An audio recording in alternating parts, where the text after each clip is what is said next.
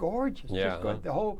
The whole army band and everything. Count down 10 seconds. 10 seconds from now? 10 seconds? Well, by now it's down to 6. Oh, that signal. Well, welcome very, very much to conversation. A dear, darling friend of mine, Howard Bloom, is our guest here. We're going to be talking about things in a very comprehensive way about the human condition on this, August 16 of the year 2016. Howard, so good to see you. You got to turn a little bit more this way. This way? So, yeah, move this way a little bit. Just get the sense of the camera. Okay. And then turn and then have it. Okay, there we are. Okay, here we are. So good to see you. It's good to see you too. Harold's been after me for a long time to do this. Yeah, right. And I've been so socked in that it's been, you've been really ridiculous. Busy, oh yes, extremely what busy. What are you involved with? I mean, what's taking your attention now?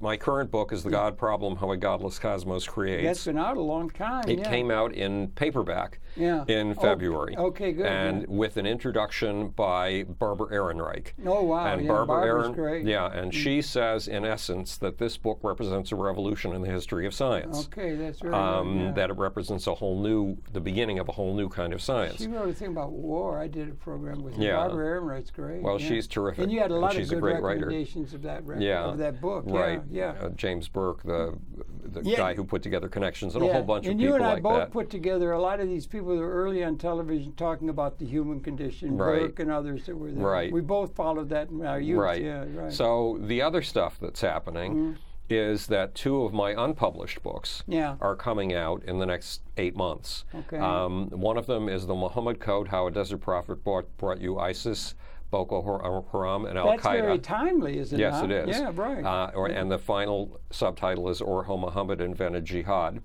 I don't know what that means. How Muhammad invented jihad. Right. Okay, yeah. So that book is coming out December 13th. Okay. And the old copies, I had to take it out of print so that the publisher would have a clear path. And the old copies that were self-published are going for up to $925. No kidding. Yes. There are. But that first edition was completed in 2006. You're talking Muhammad Code. Yeah, the Muhammad Code. And the new edition of the Muhammad Code is radically new. Has it been radically updated? Is a new edition of it's not just a new cover. It's a it's a radically new update you've of the book. Updated it. Yeah. Right? Okay, we can talk about that. Right. And what's the other thing? And the other one is How I Accidentally Started the 60s. Oh God, have you got that picture on the cover? I don't know. Oh, the publisher. That picture is just publisher's so great. been very, very out of contact. But that book. Oh God, save that picture. Yes, that book has been named the official book of the 50th anniversary of the Summer of Love. Oh, There's a 50th anniversary concert coming up on June 2017. Is it 50 years now? It's 50 in years. 1969 it was. When the Summer of Love was 67. So, the Summer of Love in California. Yeah, in California. That's right. When all the girls were going to California to put garlands in their hair. Yeah, right. So that book is coming out, and I radically updated that one or upgraded that one so that the motivation is clearer and deeper. So have you added to the God Problem? No, the God Problem, the only thing added is Barbara Ehrenreich's introduction. Didn't she? She has a new introduction. She had endorsed the book. Oh, some time ago. She had endorsed the book, and she wrote this breathtaking introduction again that says that this is a whole new stage in the history of science. So those 2 books are coming out. Right. You know, I've been working my way assiduously toward my own TV series inspired by Jacob Bernowski and inspired by James Burke. Yeah, right. Jacob Bernowski, who did The Ascent of Man, which was groundbreaking in its time. Yeah, absolutely. And then James Burke, who did Connections, and that was groundbreaking, continues to be groundbreaking. Yeah, I remember, So my own series is called The Grand Unified Theory of Everything in the Universe, including Sex, Violence, and the Human Soul. Okay, right. You got, and you're doing work on that? Brick. Brick is a Brooklyn-based arts channel that's just started in the last 6 months or something like that. Yeah. And they have me coming into the studio on the 30th of the month. Brick, B-R-I-C. B-R-I-C. B-R-I-C, right, okay. to do a pilot. Well, really? Yes, so we'll see how that goes. Do you have other collaborators and so forth? Or no, we've decided to do it by sitting me down in the studio, like you and I are sitting right now, and having an interviewer. It turns out that I do my own YouTube series. I've got a little over 13,800 subscribers to my YouTube series. Right. Okay. And I do that by going home on Saturday evenings, sitting in an empty bedroom, setting up the camera. I've been there. Yeah, and doing it directly into the camera. Right. Well, doing something directly into the camera with nobody in the room is extremely difficult because there's nobody to feed you energy. No feedback. Yeah, exactly. Right. Nonetheless, as I said, I've got 13,000. Don't you have a dog or something you can sit in the chair? There's nobody there. No. So that's it's a difficult process. Yeah, right. And the audience doesn't get the benefit of the kind of frothy enthusiasm that you get when you're talking to another human being. Yeah, right. But you're really good at talking. Well, I've been doing a podcast, which is also apparently Is that done singularly by yourself? No, this one is going into the studio with an interviewer named Chad Dugatz, who has 25 years of experience in radio, and talking to another human being. Yeah, you're doing that on in video? We're doing it only on audio. Audio. It's a podcast. Okay. So the podcast can't be video, right? I don't know how that works. Podcast could be video because we're doing it at a video studio. Yeah. But we're only doing the audio. Okay. So the lesson that comes from that is you need another human being in the room. So what we're going to try to do, I don't know who they're going to come up with as an interviewer, but it's going to be somewhat like, oh God, what is his name? The guy who did The Power of Myth, Joseph Campbell. Joseph Campbell sat with Bill Moyers on opposite ends of a couch. Bill Moyers interviewed Joseph Campbell. Joseph Campbell was a vast font of wisdom and information on myth and its relationship to modern human life. So it was a long series too. I mean, well, it was one of PBS's most successful, most watched series. Exactly. Carl Sagan's Cosmos was ahead of it as the most watched series. I love Carl Sagan's thing. So those are both role models for me, both of them. Joseph Campbell and Carl Sagan. That's also an educational experience that is destined to become much more part of the human condition in the time ahead. Well, I want to do... The use of multimedia for education. Right, but I want to take you beyond that. Serious educational purposes. This is the premise of the grand unified theory of everything in the universe, including sex, violence, and the human soul. Try this. I don't know if I've ever done this with you. Try putting your left finger through the palm of your right hand. Wait a minute, left finger. Right. This is left, right? Just try putting your finger through your palm. Did it go through? Not that time.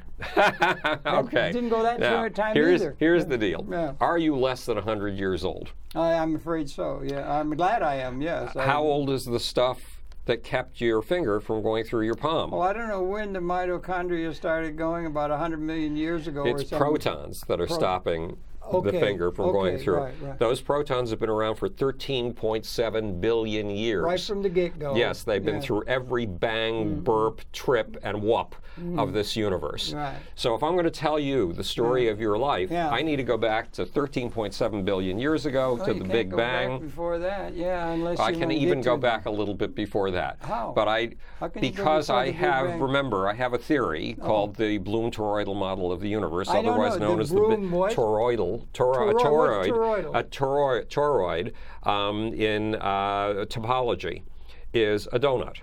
Oh, okay. So it's a donut theory. Like you had a bagel thing. It's called the Big Bagel. Yeah, right. So that takes you back before the beginning of the universe. But we won't go that far. We'll just take you back to the Big Bang. I'm willing to try. But the task is to tell you the story of you from the get-go, from the beginning of those protons that make up the solidity of your flesh, right up to what's going on in your brain as we're having this conversation now. And to tell you it in a series of 77 episodes. 77 episodes. Okay, go on. Yeah. And each you're episode. Going to begin with the Big Bang. And each episode radically redefines the way you see your world. It's not a conventional view whatsoever. Because what's unconventional? Well, we for have example, an understanding from Einstein and stuff. Once upon a time, there were a bunch of plants that found sex to be advantageous. They've got that mark. I mean, when that started? It's about 110 million years ago. Something like that. And Lynn Margulis and Dorian Sagan got that. Dorian Sagan, you know Dorian. Well, they talk. Yeah, Dorian's a friend of mine, and Lynn was a mentor. She helped me. Major figure. Yeah, well, she helped me tremendously with my second book, Global Brain: The Evolution of Mass Mind from the Big Bang to the 21st Century. They got that when that started the evolutionary process. Best they could identify. But back to what's different about this series and its episodes. These plants found sex to be useful. We still do not know why they found sex to be useful. We don't know. We assume that it's to create variation of some kind, but it's a little unspecific. The plants but they were relying on the wind and water to carry their sperm to eggs. They couldn't fertilize their own eggs. They had locked up their own eggs, so their sperm couldn't possibly fertilize them. At the beginning of the sexual process, at least for these particular plants. And they made nectar, God knows why. But insects used to come along and steal their nectar. So the plants, now we know the plants don't have a mind, nonetheless they have an adaptive capability of some kind, a primitive intelligence of some sort. And that primitive intelligence came to the conclusion that, hey, why regard these insects as robbing us? Why not put the fact their robbery to good use? So these plants started to give the insects nectar and pollen in exchange for the insects coming in, coating their bodies with the pollen, and becoming addicted because they were addicted to this particular kind of plant. They would go to another plant in the same species and deposit the pollen. So basically, the plants worked out a way to employ insects, a whole different species, as their UPS. As their delivery system, their FedEx. Right? So that was the beginning of an interspecies commerce, because it was an exchange between these two species. I help you, the insect, in exchange for your taking my pollen to another plant that's compatible with me, but sufficiently different from me. Well, 11,000 years ago, plants worked out another interspecies. Not very long ago. No, not very long ago. Plants worked out another interspecies deal of that kind, another process of interspecies commerce. They basically went, this is going to anthropomorphize, but it's a process that actually happened. The plants basically said, rabbits eat us, and gophers chew us up and kill our roots, and we have a hard time finding soil that's appropriate for us. We'd like to take over more territory, and can we get another species to handle these jobs for us, of keeping the rabbits away, of finding new territory we've never been able to grow in before, of irrigating that territory so that there's water, and making sure that we have all of the nutrients that we need in the soil. Is there any other species we can employ to do these things? Can we work out another deal, suckering another species in the way we suckered in insects 110 million years ago? Suckered is a loaded term, but okay, but I understand. And they managed to pull it off. They managed to pull it off by inventing agriculture. In other words, they suckered humans into setting up gardens that were protected against rabbits and gophers and other animals that would eat them. That's a pretty big jump. I mean, it's about 8,000 years ago. That's about 8,000 or 9,000 years ago. It was 11,000 years ago, 12,000 years ago, the glaciers melted, and the Middle East was suddenly very fruitful. And the plant's deal was basically, okay, I'll make a great big biological thing, like a cauliflower or a broccoli, that you can eat. And I'll let you harvest me in exchange for your keeping me alive and vigorous and well-fed and well-watered and protected from predators. Well, that's the beginning of agriculture. I think it would be more in terms of staple. It would have been not a cauliflower so much as it would have been wheat and barley. It was emmer wheat. In the mountains of the Zagros Mountains of Persia. Well, not so well. Okay, perhaps, but well, that was the first emmer wheat in the West. And but it was rice, the grasses. It was. They had the rice in China. Right. And then they had the maize. Well, and all these things. The initial were wheat and barley. Mexico. And they had been migrating out from 200,000 years ago we appeared. and maize in Mexico was that. And there were the agricultural origins for growing food rather than having to find carrion. Right. So, which was made possible civilization. And then the fourth was Altiplano, Bolivia. I lived 2 years among the Aymara Indian peoples. Amazing. They discovered a new center, a cultural hearth. Right. Based upon the papa and the quinoa, and they had a civilization that extended up to Venezuela from Titicaca. Well, the Mesoamericans worked out a deal basically with potatoes, tomatoes, chili peppers, and of course with corn. Corn was the major. The major exports were corn and the papa from and basically what the cereal grains did and what corn did is because they no longer needed to protect themselves, they had humans to protect them. They were able to invest a huge amount of energy into building great big seeds, and their seeds had been there to be spread in the past. They dropped their seeds. Well, the deal was, okay, I'm a corn. I'll hold on to my seeds so that the human can take advantage of them, and you'll allow me to live a relatively rich life and to multiply. And then, at a certain point in my life, you'll harvest me. And so it's a deal. I mean, I'm going to die one way or the other. Well, that was the thing that laid the way for civilization. Yeah, exactly. The security from the food place. So it was a multi-species contract, basically. And it was a highly commercial deal. It involved exchange, which is the root of commerce. I guess I hadn't thought of it that way. It's true. Right, absolutely. So the point of these 77 episodes is to get you to rethink the whole history of the cosmos that led up to you and the solidity of your hand. And then it becomes history, and the rest of the story do you deal with coming up to the election next year? We'll see. Or what, our first step is to do the pilot. I mean, I've been working on this for a long time. But it's not going to stop at the Neolithic. You're going to come into the modern. It'll come into the modern. And understand things, because things are changing all the time. Well, you and I are sitting here. Let's see, is there anything else happening? I guess 2 books.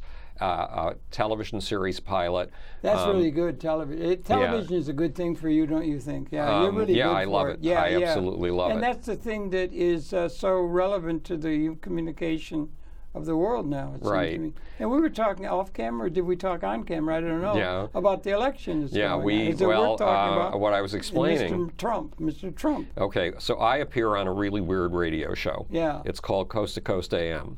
It's the highest rated overnight talk radio show in North America. It's on 500 stations. Okay, so another kudo. Right. Good. So I've done 172 appearances on this show. Yeah. And 3 weeks ago, when the political conventions were starting, I got a call from my producer on a Saturday saying, can you make yourself available to cover the conventions for us day after day after day after day? Wow. So I was given the assignment of dropping the book proposal that I'm working on right now, put it aside, and watching the conventions every day, from 4:30 until 11:30 at night. Okay, it's a thing to do. And I've been doing a steady commentary on Donald Trump. And what we were talking about off camera is the mystery of Donald Trump. Yeah, he's amazing. Yeah, he's taken over the whole media. Right. He's not an intelligent man, even though he tells you he's one of the most intelligent people on the planet. Yeah. He does not have a good character, even though he says he has one of the most magnificent characters in history. Yeah.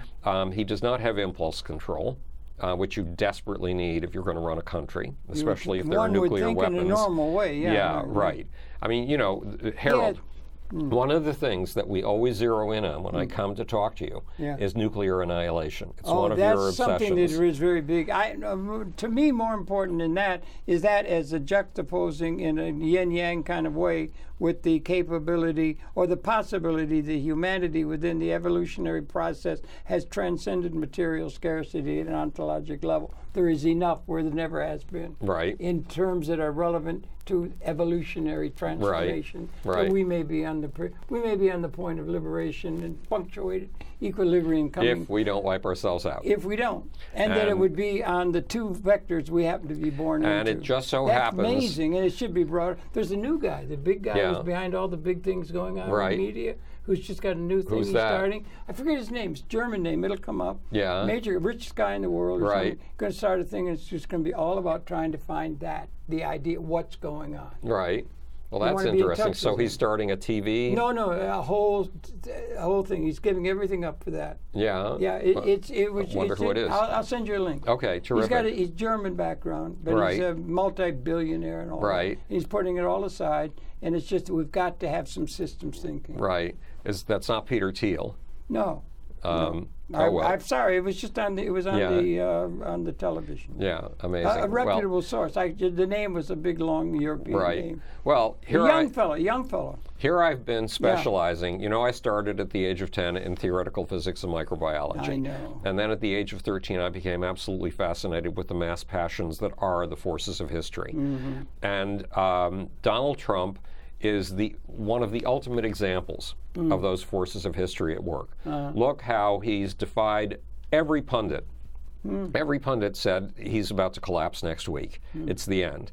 They said this all through his primary campaign. Oh yeah, and he was coming up. He didn't take him seriously. He just kept rising and rising and rising in the polls. He's taken over the media. He understands how to utterly fascinate us. Yeah. Well, and he also knows the implications of the media. Right, and he knows how to keep us surprised. You tweet? You know how to tweet? Yeah, I tweet. He does tweets. Yeah, and so do I. So every little person in the world, every little teenager has the ability to put their thing into it. Right. And he's manipulating the world, and the media follows him like because you never know what he's going to do next. No, but the media doesn't watch anything else when he's there. He's captured the whole media, and he overcame the whole Republican Party establishment. Right. In beating them all. Well, there is one man who showed this capability for a genuine feel for what would keep you surprised and on the edge of your seat. And his name was P.T. Barnum. Oh, right. When he had his American Museum in downtown Manhattan, he sent a laborer out onto the sidewalk with 7 bricks. Yeah. And he said, put the 7 bricks down on the sidewalk in a pattern. Yeah. Then take the pattern apart, take the 7 bricks, move 20 feet, and make a new pattern. And just keep doing it. Well, guess what happened? I mean, there were throngs of people in the streets. It's like what Fifth Avenue between 42nd Street and 57th Street is today. Right. Just packed with people. And people couldn't figure out what this guy was doing. And they tried to figure out what he was doing, and the crowds that grew around him, were amazing. So Barnum's ability was this gut artistic sense of how to keep people on their feet and guessing. Right. And Donald Trump does the same thing. We've had 3 days of riots in Milwaukee. Awful. Right. That's where the headlines have focused. Meanwhile, Donald Trump just gave his big speech on his policy on how to wipe out ISIS on Monday. Today is Tuesday. And today, he had a rally scheduled in Milwaukee. Vetting. Yeah, right. No. So, but today he's going to give a speech which was unplanned previously, and it's going to be another one of his teleprompter speeches on law and order in Milwaukee. Well, what is law and order code for? That's a code for shooting down black people. That's right. It is, yeah. It's a code for justifying. I see that he's got a big following among the black community. He's got almost 1% of the black people are in support of him. You know? Right. It's really funny. Right. Although a lot of the people he trotted out at his convention were black. I thought there were about 4 or 5 people walking around at the Republican. There were about 4 or 5 people, and they all went on stage. They all went on stage. Yeah, but that's all there were at the whole convention. Yeah, right. I wonder what's going to happen with the Republican Party. Well, something very important that none of the press people have discussed is this. Donald Trump has told us, I will be the greatest president you ever had. I will be the greatest jobs president this country has ever had. If you nominate me as your presidential candidate, he told the Republicans, I know something that you don't know. Conventions are utterly boring. I will wipe away the whole old way of doing conventions. I will give you the most amazing convention. Hang on a second. I've got a frog, a fly, or a mosquito in my throat. But big difference between a frog and a mosquito. Yes, that's true. We should think about that. Yeah. So he said, I will give you sports heroes like you've never seen. I will give you film stars like you've never seen. I will stun you with my convention. The press utterly forgot about that promise and didn't measure the convention against the promise. If they had, they'd have discovered that The convention speakers, the best of them, were primarily Donald Trump's children. Donald Trump's wife made a speech which she cribbed from Michelle Obama. That's true. There were a bunch of business connections of Donald Trump's who went on stage and said nice things about him. Where were the sports stars and that he had promised? Where were the film stars he had promised? They weren't there. There were Scott Baio and a guy from soap operas whose name I can never remember. It's a Hispanic name. Two very, very, very obscure people from Hollywood. When it came to sports, there was Fran Tarkenton, who didn't show up at the convention, but only gave a brief statement on camera, on video. That was it. It was at the, I didn't realize how impoverished this convention was, because I was very impressed by what his kids said, because two of his kids, his boys, Eric and Donald, are very good political speakers. Very, very good political speakers. And what his family was saying is this: Donald Trump has a gift. His gift is to see a potential inside of you that even you don't see, then to bring it to the surface and to make it succeed. And the implication was, this is what our dad will do for the United States of America. The other implication was his three oldest kids, Ivanka, Donald, and Eric, are part of his business. And the implication was they will be part of the team that helps make him president. Sounds like the old royalty of old days. Yeah, it sure does. It sure does. No one in the press took Donald Trump's promises and compared them to what he delivered. And I didn't realize how impoverished that convention was. What is the implication of that and what you're saying? Well, I'll tell you. I'm telling you that.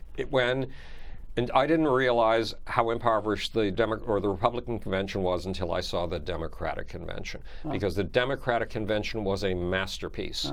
It was a masterpiece on a par with some of the major films of history. You could learn as a television personality. It built its case. It told a story. It told us that Hillary Clinton is a person who got out of Yale Law School, could easily have gone to work for a major law firm and made a lot of money, but who instead went to work for the Children's Defense Fund, and who worked to get kids, teenagers, black teenagers who were being put in jail with adults, to get them out of those adult jails so they wouldn't be raped and beaten. Cares about the least among us? Yeah. She went from house to house to house and found disabled kids who had no place in school. But that's Schools if you care about the least advantaged. I mean, he doesn't care about the least advantaged, although he will say the system is corrupt. And that is being felt in the society But large. What he means by the system is corrupt is I'm not king. Yeah, right. No, but it is. But he's not tapping into an empty field there. He's tapping into a field full of angst among the people who feel a qualitative or quantitative, transformative angst about things aren't right. And it was represented by him. And it was also represented by Bernie Sanders, who made a tremendous thing coming from the left. And that's widespread in the society. But you used a magic phrase, a very applicable phrase when we were off camera. What is that? You said Donald Trump is a con man. Did I say that? Yes, you did. I don't remember saying that. Yep, you said it in precisely those words. If I did, it might have come out by accident. I think he's a genius at being able to manipulate and take over this whole country. Con men. He's taken over the whole country. Con men are geniuses. Well, I know. I'm not sure I used that term, but if I did, if it came out, I wouldn't have. I mean, you have to give him his due at being. I guess it's like a salesman or something, but to be able to have taken over not only the whole country, the world. And he's captured the media. We used to have the New York Times. We used to have all the newspapers and the magazines and the literature and the books and the television and the Burke things and all this kind of stuff and education. And that doesn't matter. He's just taken over the media. And he's 17 challengers he had from the Republican establishment. That grand old party of Lincoln that had some brakes put on it, all that kind of, on the left wing kind of thing. And he took it all over, and just That's where the media goes. Wherever he goes, he's just captured it. It's Right. a brilliant play. It's a brilliant capability. And he says these outlandish things that gets attention and is playing off the angst that is felt by everybody, Right. by and large. Well, he's speaking the public mind. He's speaking things that are deep in the public mind that nobody's been And there's willing a lot to of say out loud. anxiety and angst Right. at that level, don't you think? Oh, absolutely. I mean, deep-seated. Yeah. I mean, Americans know that we are the target of militant Islam. Well, okay, that's a place where you could say is the aim. It's not that there's anything wrong with us. Now, there may be something wrong with us that has to be dealt with. But he's totally overlooking that. He is saying that it's time to stop apologizing to the rest of the world. It's trying to be proud of being American. And be a winner. He wants to be a winner, Right. And we're a winner. Right. And all of that. People, Well, he doesn't like really say that. we are a winner. He implies that. Yeah. But what he really means is I am a winner. Yeah. Well, yes. Donald Trump, am a winner. He's got a very. He's not a melting violet or he's got a very big ego and everything like that. But he's just brilliant at that. Now the implication is, what does it mean? Like, what is the month now we're in? We're in August. This is in end August, of August, yes. right? We're coming at the end of August, so it's only a couple months. And we're coming up to an election, and there's been a traditional thing of this Democratic Party, and then the progressive thinking, a lot of the intellectual meat and everything is over on the left, sort of, Right. that kind of thing, care about the least among us and everything. And the Republican Party's been a grand old party of constitutionality, responsibility, respectability, nothing running off the top. And he's taken over that party. Right. And he's eliminated it as a factor. As of today. They're all gone. So what's going to happen to the Republican Party out of this whole situation that's coming up? Could it be the effective end of the Republican Party, like the Whigs? The Republican mouthpiece is Fox TV. Well, yeah. And today, the Republican. Yeah, okay. And today, Fox TV said that the result of this Trump candidacy is going to be a civil war in the Republican Party. Now, that's a harsh thing to say. Well, he's got all these leaders of the traditional leaders, just disallowing him. Yes, disowning him. So, yeah. But to use those words, civil war, when we see what's going on with a civil war, a genuine civil war in Syria right now, producing over 7 million to 20 million refugees. Well, when we know that we had a civil war that killed 700,000 people. It was the most... It was 600. Yes. It was 700,000? No, it's 700,000, yes. Really? And horrible. Yeah. 30 million killed it was in the the Soviet first Union right, war. Exactly. Yeah. So the use of that term is shocking. Yeah. So I used my DVR, my remote, and I went back and listened to it again to make sure that I had heard it correctly. Yeah, I know what you mean. Yeah. Yes, this is Fox TV. Yeah. So there are people on Fox TV who believe that this is the end of the Republican Party as we know it. Is that true? They're saying that? Yes, Fox I haven't TV. seen it being said. I just surmised that today. Yeah. Because he's so extreme. Right. And the polls are starting to show that, although they fluctuate and everything. But wait, there's something you have to be aware of. Yes, sir. One of the dangers in a democratic society is that if you can tap the mood of the masses, right. A demagogue can take power. Yeah, well, that's the danger. Mussolini, Hitler, right, exactly. Comes to mind. And that's what's happening because, Franco, as you've just characterized him, Donald Trump is very capable of taking over the public's attention. Well, he's done it. He's captured their attention. He's kidnapped the public attention. And he's completely isolated the Republican Party from its moorings. Right. But so where is it going to end up? The danger is this. Donald Trump has a circular reasoning that can allow him to take over the White House even if he loses. And the circular reasoning goes like this. Okay, well, that's tricky. Up until 3 weeks ago, it was, if the candidate who's winning in the polls doesn't win the election, there will be violence in the streets. Because it's rigged. Yeah, because it's rigged. Because he was rigged. Everything. What do you think everything's rigged against him? Then the polls turned against him in the last 10 days. Mm-hmm. And the new version of this is, if the polls show that I'm losing, that's because the polls are rigged. Yeah. Why? Because I'm a winner. Yeah. So no matter what, I'm winning against Hillary Clinton. Right. No matter what happens, if the election goes against me, I am saying that my Second Amendment people have ways to solve this yeah, kind you of said problem. that was like a guarded but open. Very threat. open. Is you thinking? Yeah. Yeah. Yeah. And yeah, but no. But what's likely to happen? That's what I'm getting at. Well, what's likely to happen in November? What's likely to happen is beyond. At the moment, there's an 87% chance that Hillary Clinton will win the election. Well, that's what they say. These things they fluctuate, don't they? You know. But here's yes. the deal. Today, again on Fox TV, the Republican outlet. Yeah.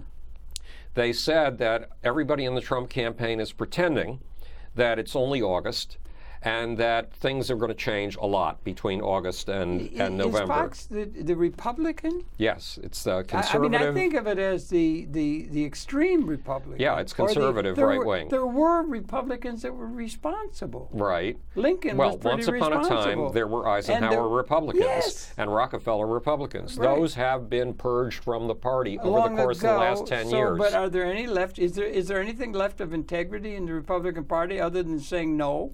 Well, they're saying no to everything. Right. Mike Mitchell won't let anything happen. That's right, because he wanted to sabotage Barack Obama from the very beginning. Now, what's going to happen to that?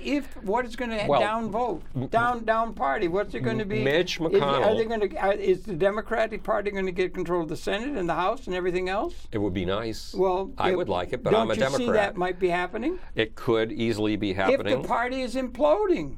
But Mitch McConnell's position is, I'm holding the country for ransom. As long as there's a Democrat in the White House, we Republicans will make sure that nothing ever happens, nothing ever passes. Then we will blame that nothing on the Democrats. Yeah, right. And because people are stupid. Then we had that Tea Party. Yeah, but because people are stupid, if we repeat, it's the big lie. It's Hitler's, you know the theory of the big lie. It was very simple. Yeah. The more outrageous the lie you tell, the more people will believe it. Well, and to get them to believe it, you have to repeat it over and over again. Because no matter what happens or whatever, the angst is there. Right. And it was there manifest not only in Trump with his thing, but also with Bernie. Right. And a lot of good people say that. And there's something needed. Something new is needed. Right. Now, if they get it to where the stop everything Mitch McConnell Republican Party is now just castrated. Right. It's gone. It doesn't have that effect. Right. And it's full tilt boogie, I don't know, socialism or something on the left. They don't have an answer. Right. Do they have an answer to answer the existential question that's being confronted by mankind by what's going on in terms of the technological takeover, the whole productive process, the end of the labor theory of value having meaning in terms of economic theory, political theory? Or what? What the I think the best be? thing that could happen is Hillary Clinton. Well, the Republicans are saying that would be more of the status quo and more of Barack Obama. Well, guess what? That's not so bad if it's allowed to go. That's not bad at all. Yeah, right. Because under that Barack, lady from Alaska, what was her name? That Tea Party thing? Right, Sarah Palin. Laughable. Yeah. But a lot of people believe in her. Yeah, but now those people still will exist, I guess. But the bottom line is this. Under Ronald Reagan, who is the god of the Republican Party. That's true. That's why I always thought, is that there are people of Ronald Reagan, or isn't there part of the Republican Party that isn't Tea Party and crazy, right-wing? They are afraid of the Tea Party. Fox News is crazy, right? The crazies. Yeah, but the there are crazies responsible took over the people party. on the Republican side. They haven't had a voice. They don't have a voice. No, there's Paul nothing. Ryan seems to be sensible. Mitch McConnell seems to be. I hate him, but he seems to be sensible. Everything. Yeah. But the point is this. Yeah, go make the point. Under Ronald Reagan, 12 million private sector jobs were created. Yeah. That's a lot of jobs, Harold. Yeah, that's quite true. a track record. That's true. Under Barack Obama, in the first 6 years of his presidency, 14 million private sector jobs were created. That's 2 million more than Ronald Reagan. Yeah, more people. And that's before the end of the Obama administration. Yeah, right. Yeah. Under what? Getting near there, though. Under what Donald Trump likes to call the Clinton machine. Guess how many jobs were created under the Clinton presidency? I don't know. 20 million private sector jobs. That's almost twice as many as under Ronald Reagan. That's when they were able to muster to get rid of Glass-Steagall in 1999. They got rid of Glass-Steagall, and it was all go, go, go kind of thing, and then that fell apart. But you have to understand something. And there may be something. The end point is, I'm thinking there may be something beyond the idea of jobs. Remember, as a way of distributing demand. It all fell apart under George Bush. Is he a Democrat? No. No, he's a Republican. They used to have the neocon. In 1872. Okay. That's roughly 140 years ago. That's a long time ago, just after the Civil War. Yeah. The Republican Party came up with a new set of principles. And basically the Confederates lost the Civil War, but they won the Republican Party. How? Because the South's attitude was, if we favor the rich, the super rich, the plantation owners, they have all the wisdom in the world. Right. They are high-class intellectuals who understand how to distinguish between a Raphael and a Raphael imitation, and that gives them a decent line poet. Yes, and that gives them the right to rule. Yeah. So if we put that's from the traditional. Yeah. So we put all the marbles in the hands of the plantation owners. Everything will be great. Yeah.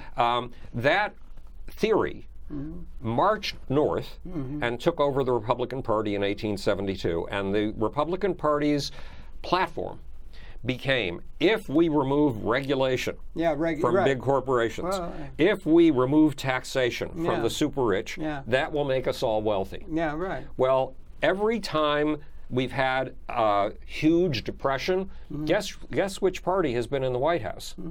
And guess which policy has helped precipitate that depression?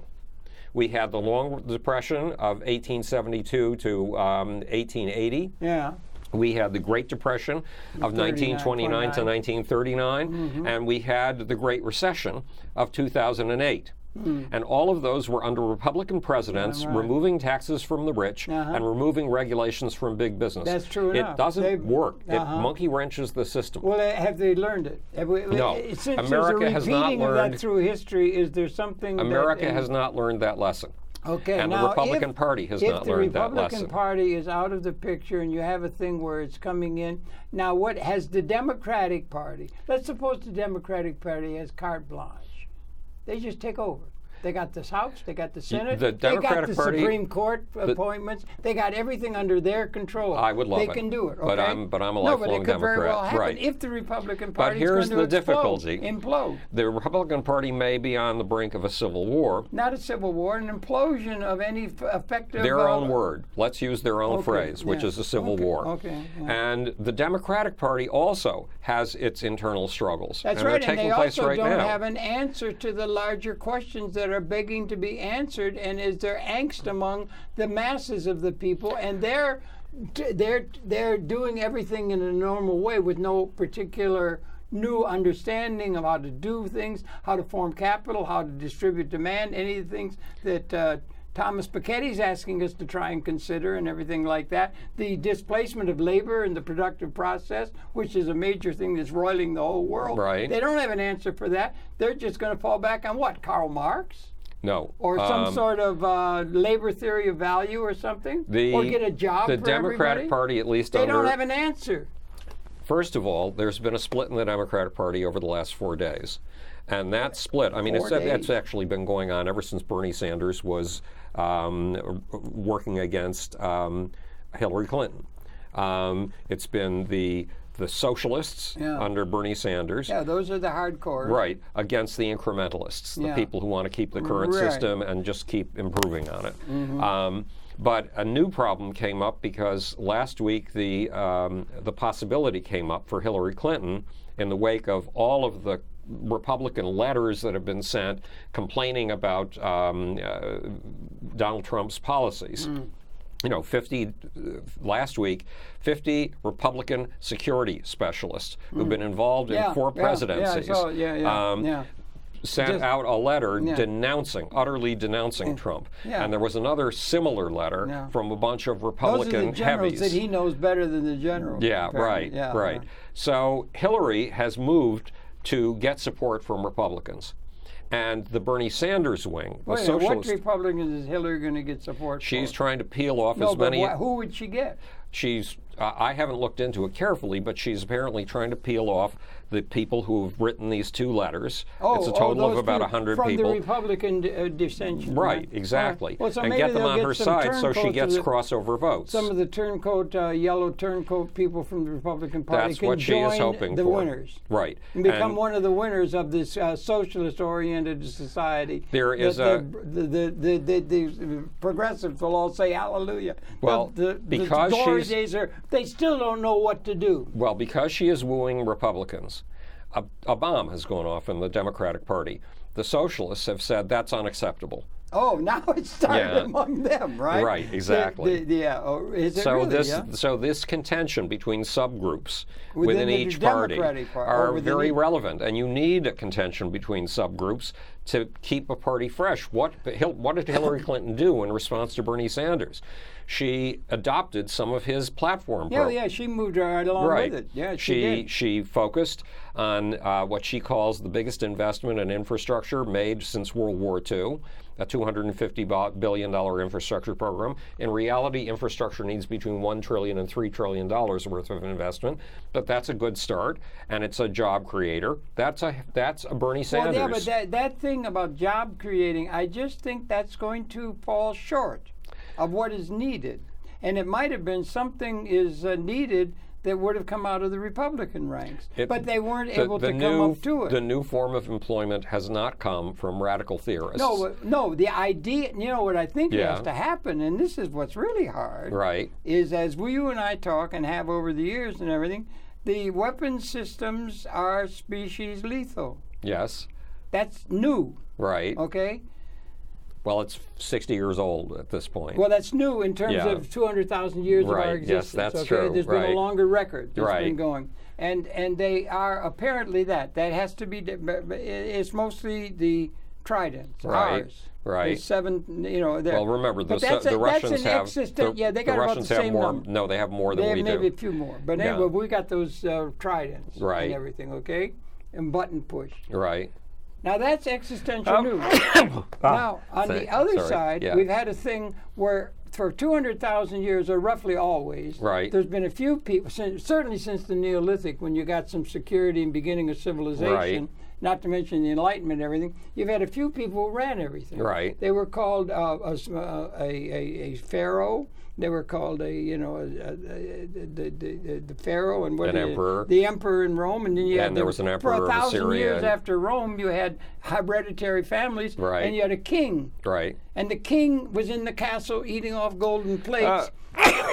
And everybody was wallowing around in the mud of inadequacy. Right. There wasn't enough. Right. So for them to have golden plates, they had to not have anything here. Right. There was not collectively capability. Right. Just like we didn't have the capability. Too bad. We didn't have the capability. But Harold, they did produce a surplus.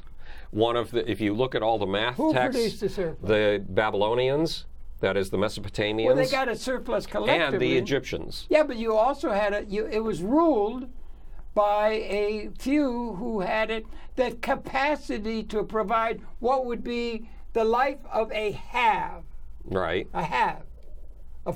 You had a potential for somebody to live 100 years. They lived 20 years because it was so grim. Right. It was so grim. There was not enough, never enough.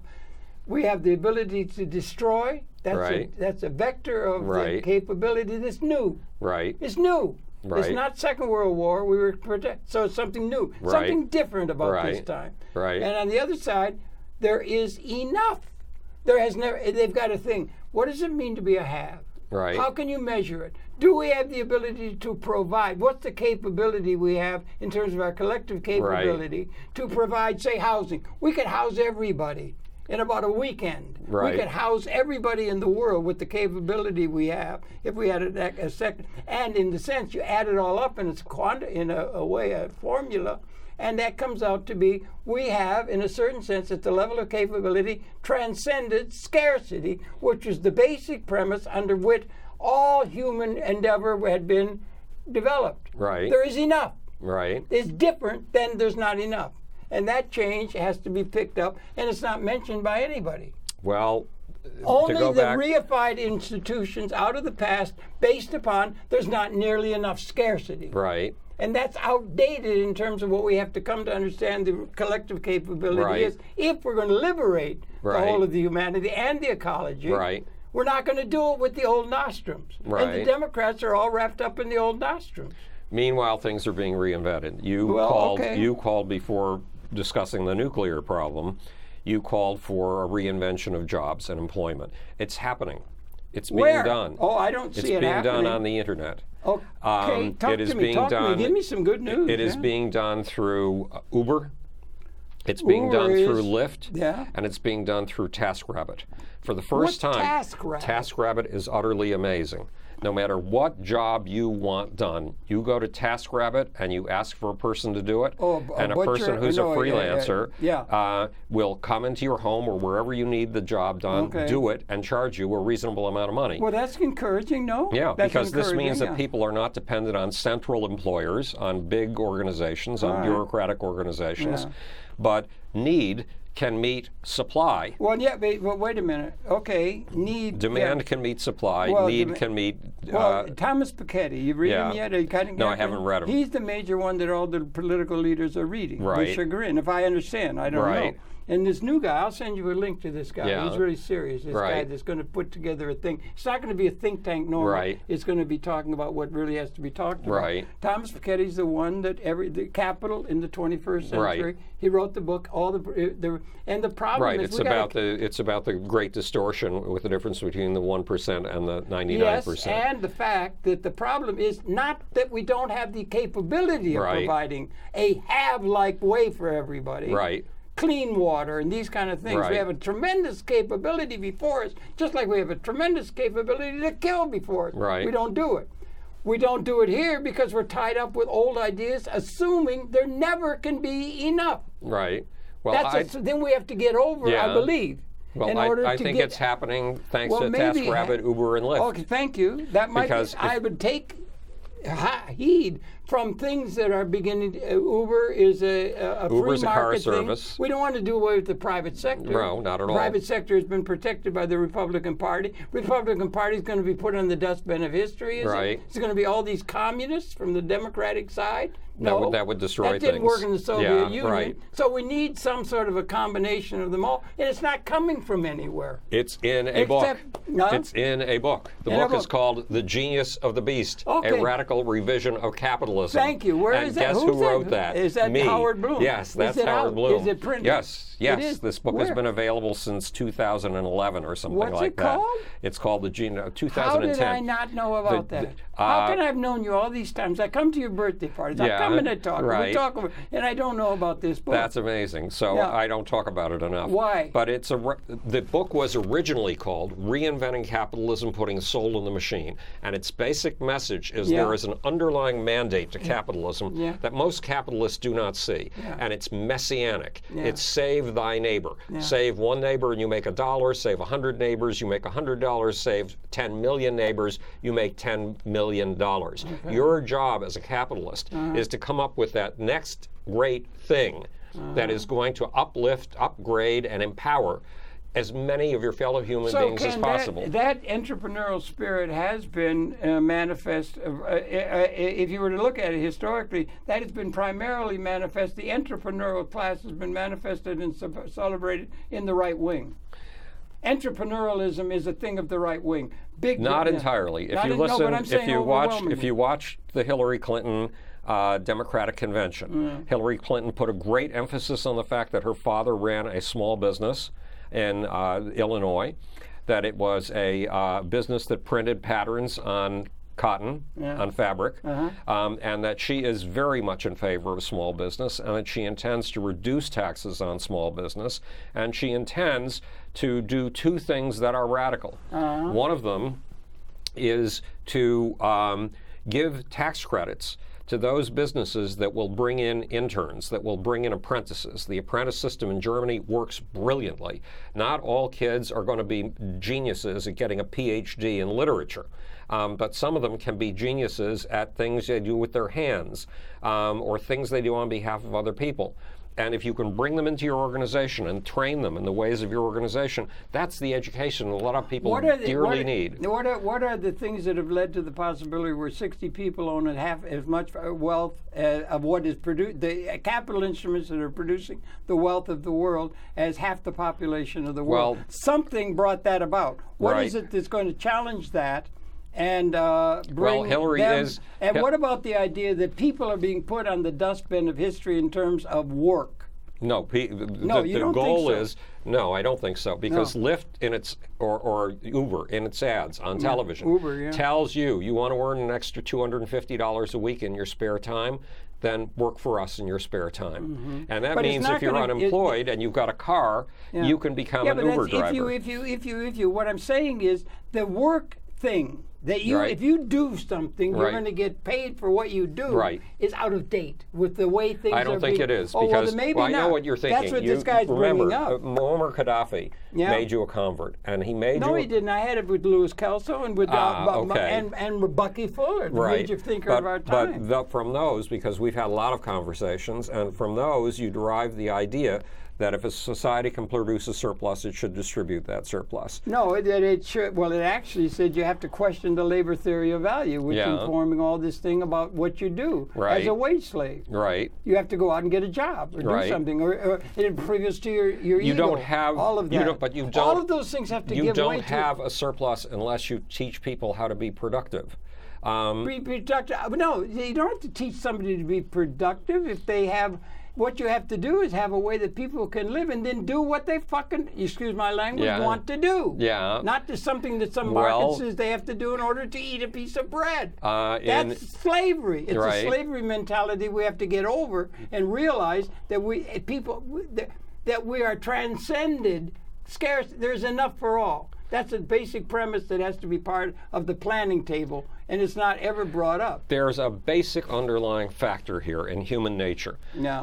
People who feel useful to their fellow human beings, who feel they are providing something of value to their fellow human beings, their immune system. That should all be at the level of reality rather than they know that we're wait. There's a level of reality. Listen, okay, go ahead. I'm a lady. I'm going to give you sex, but you're going to give me money for it. No, not. The important things don't have anything to do with the bargaining for money.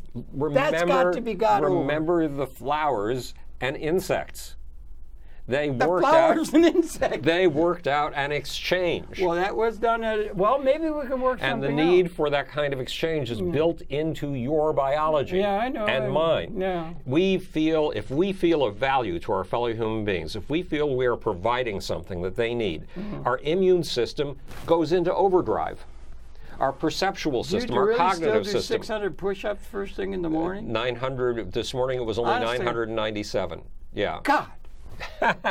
They're tiny. Whiz, They're pipe cleaner arms. Yeah. So I'm a stick figure. It's an interesting time to be born into, amazing and everything like that. I don't know. I just think we need something. I don't think there's enough systems thinking about what are people going to do when they don't have to do something to get a piece of bread? They're already doing it. Remember, in the 1950s, when I was a little kid reading science fiction books 2 a day, you did, I know. There were science fiction stories about what would happen in the 1970s, which seemed a long way away. When we'd be producing so much stuff that people wouldn't need to work anymore, that they'd have to be paid to consume. Well, one of the problems we have in this universe or any other universe is time. There's not nearly enough of it. We've run out of time, my brother. What are we going to do? We'll have to pick this up and everything. Yes, well, we'll have to go back to the Genius of the Beast someday. Absolutely. I want that book. Okay, I've got to get you a copy. Yeah. And I want you to tune in. Thank you for tuning in. This is Howard Bloom himself.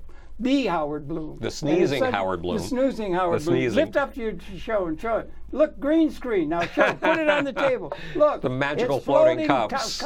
This is the thing of floating cups. Right. Your pleasure. Please tune in. We'll be coming back tomorrow. Great talking with Howard as always. Good to see you, and let's keep talking. It's a pleasure to see you. Okay, we'll see you again soon. Over and out. Okay.